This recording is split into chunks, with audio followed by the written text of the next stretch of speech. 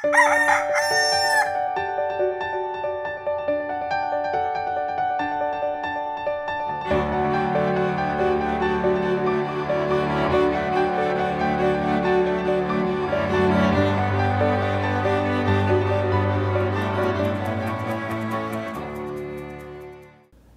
umaga po mga kaibigan.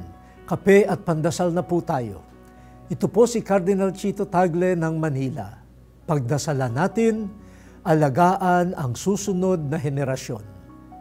May nagsabing, ang galing ng isang henerasyon ay nasusukat kung paano nila inihanda ang susunod sa kanila. Bagaman lagi nating sinasabi na lahat ng ginagawa natin ay para sa mga anak at kaapu-apuhan natin, may mga ugali at gawi tayo na mukhang sarili lang nating henerasyon ang ating iniisip.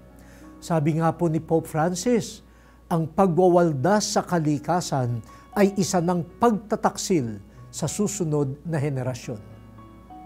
Alagaan natin ang mga Filipino ng hinaharap. Pakaingatan natin ang kapaligiran upang ito'y patuloy na magbigay buhay sa marami pang taon. Ayusin natin ang lipunan, politika at ekonomiya upang isang marangal na bayan ang maipamana natin sa kanila. Itaguyod at ipasa natin ang isang matuwid at mapagkalingang kultura.